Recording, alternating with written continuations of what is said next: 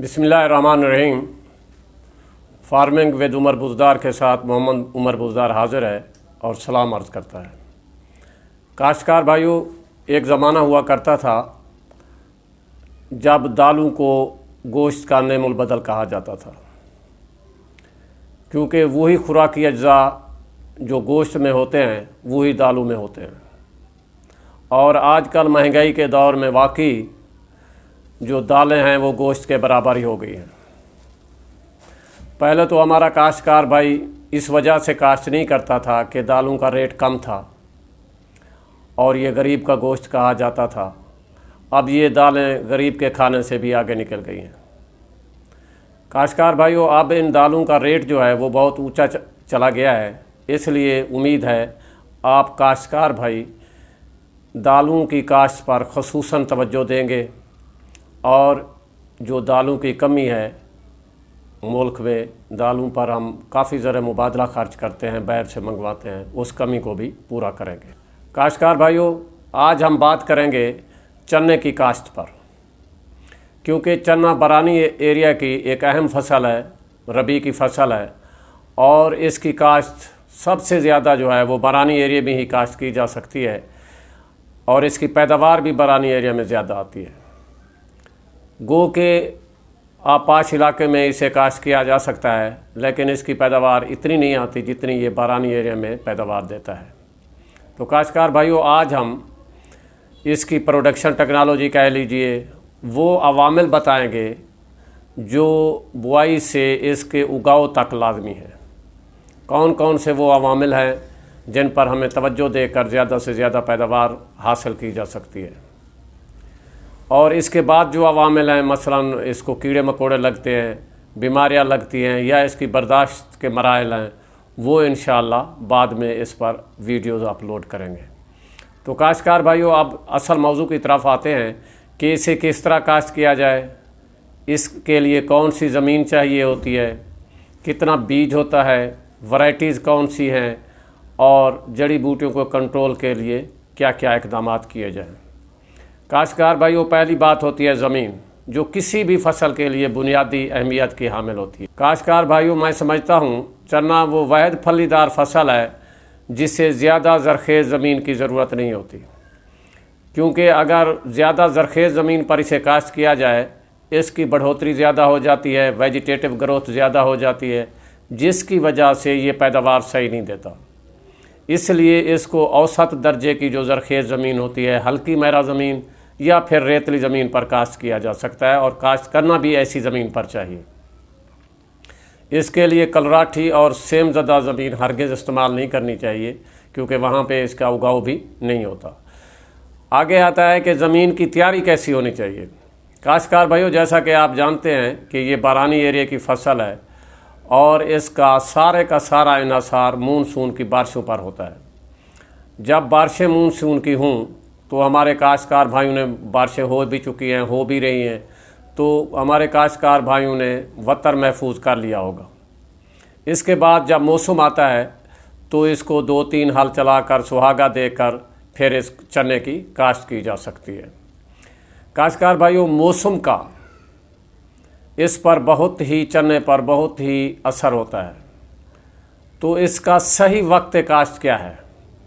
मैं सही वक्त काश्त कह रहा हूँ, वक्त काश्त नहीं कह रहा, क्योंकि अगर आप इसको सही वक्त पर काश्त नहीं करेंगे, बिलफर्ज आप चने को ज़्यादा आगे तक काश्त कर जाते हैं, तो इसकी वेजिटेटिव ग्रोथ, नबाताती ग्रोथ, या इसे यूँ कहें कि इसकी बढ़ोतरी ज़्यादा हो जाएगी, कद ज़्यादा हो जाएगा, जिसकी वजह से ये गिर जाएगा, ये लेट जाएगा और इस पर फूल जो है वो नहीं आएंगे, जिसकी वजह से टाट नहीं बनेंगे, यानी इसकी पैदावार जो है वो पैदावार कम हो जाएगी।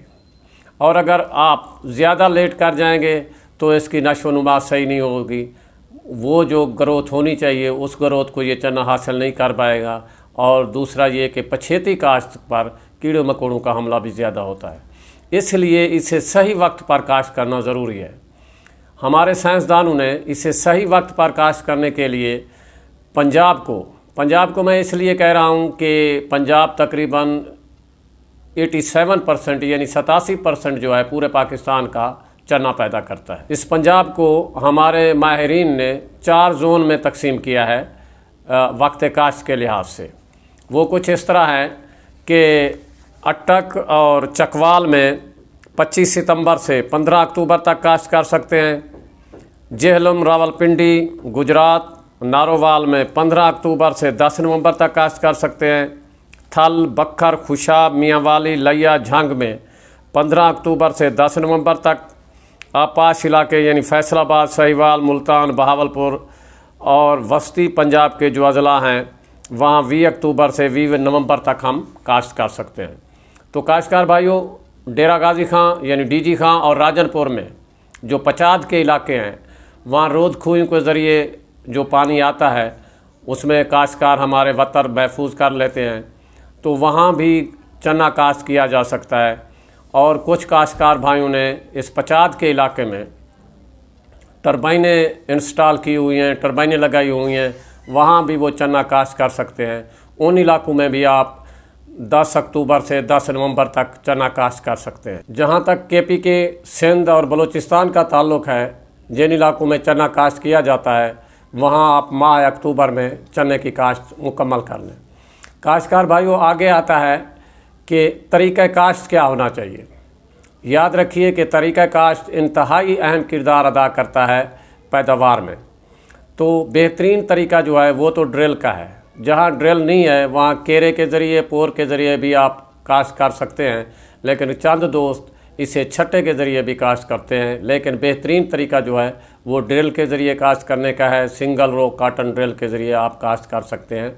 एक बात याद रखने की है, जहाँ औसत दर्जे की ज़मीन हो और बारिशें ज़्यादा होनी हों वहाँ कतार से कतार का जो फासला है वो आपने 1.5 फुट रखना है।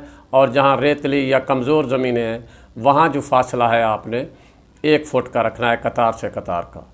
काश्तकार भाइयों, वैरायटीज़ जो होती हैं वो इंतहाई अहम किरदार अदा करती है। किसी भी फसल की अच्छी पैदावार में वैरायटीज़ बहुत अहम किरदार अदा करती हैं। चने की अक़साम को 2 हिस्सों में तकसीम किया गया है, यानी चने की देसी अक़साम और चने की काबली अक़साम। चने की देसी अक़साम में ये अक़साम शामिल हैं बटल 98, पंजाब 2000, बलकसर 2000, वनहार 2000, CM 98, पंजाब 2008, बखर 2011 और जो काबली अक़साम हैं उनमें ये वैरायटीज़ शामिल हैं नूर 91, CM 2008, पंजाब नूर 2009। ये वो वैरायटी, और एक और वैरायटी भी है नूर 2013। ये वो वैरायटीज़ हैं जो हमारी पंजाब के लिए रिकमेंड की गई हैं। काश्तकार भाइयों, अब आते हैं कि फ़ी एकड़ बीज कितना इस्तेमाल करना चाहिए। चने का फ़ी एकड़ बीज जो माहिरीन रिकमेंड करते हैं वो 20 किलोग्राम से 30 किलोग्राम फ़ी एकड़ के हिसाब से रिकमेंड किया गया है। यानी मोटी अक़साम वाले जो बीज हैं उनका 30 किलोग्राम फ़ी एकड़ इस्तेमाल करना चाहिए। दरमियानी अक़साम वाली जो वैरायटीज़ हैं उनका 25 किलोग्राम फ़ी एकड़ इस्तेमाल करना चाहिए। और जो बारीक बीज वाली अक़साम है, बारीक दाने वाली अक़साम है, उनका 20 किलोग्राम फ़ी एकड़ बीज काफ़ी होता है। एक बात याद रखने की है काश्तकार भाइयों, याद रखिएगा कि काश्त करने से पहले कोई भी फंजीसाइड यानी फफूंदी को जहर बीज को ज़रूर लगाइएगा, क्योंकि चना एक ऐसी फसल है जिससे उगते ही सैल बार्न डिजीज़ यानी वो डिजीज़ जिनके जरासीम ज़मीन में होते हैं लग जाते हैं और चने को बाहर आने नहीं देते और उसकी जड़ें या फिर तने वहीं अंदर ज़मीन के अंदर ही सूख कर मर जाते हैं, या अभी चना निकला ही होता है वो बीमारियां लग जाती हैं। इसलिए फफूंदी कुश जहर लगाकर ज़रूर इसको काश्त करना चाहिए। काश्तकार भाइयों, जहाँ तक खादों का ताल्लुक़ है, आप जानते हैं कि एक फलीदार फसल है, इसको नाइट्रोजन की बहुत कम ज़रूरत होती है, यानी यूरिया की इसको ज़रूरत नहीं होती। ये अपनी नाइट्रोजन हवा से फिक्स करती है। फास्फोरस की और SOP की ज़रूरत होती है। नाइट्रोजन की ज़रूरत होती है, लेकिन इतना ज़रूरत होती है कि 11 किलो फ़ी एकड़ काफ़ी है इसके लिए। लेकिन ये इसको 11 किलो फ़ी एकड़ कहाँ से लेंगे?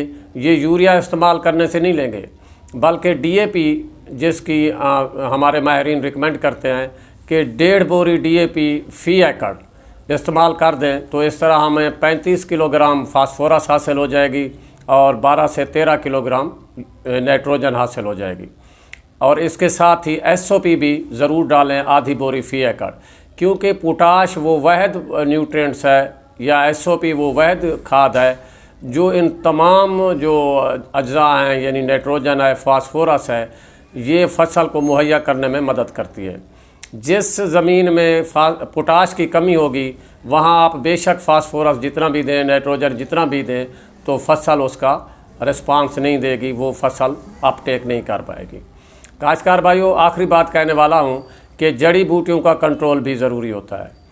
इस फसल पर अगर आप ड्रिल के ज़रिए काश्त करते हैं तो आपने स्प्रे ना करें तो बेहतर है, क्योंकि आप 2 गोडियाँ कर दें, एक गोडी 30 से 40 दिन के अंदर कर दें और दूसरी गोडी 70 से 80 दिन के अंदर उगाव के बाद कर दें।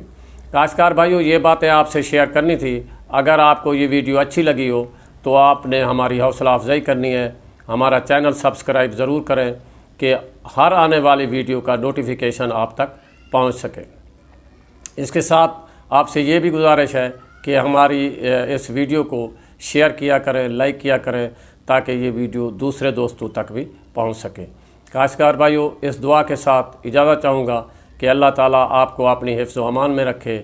हमारे हक़ में दुआ कीजिएगा। खुदा हाफिज़।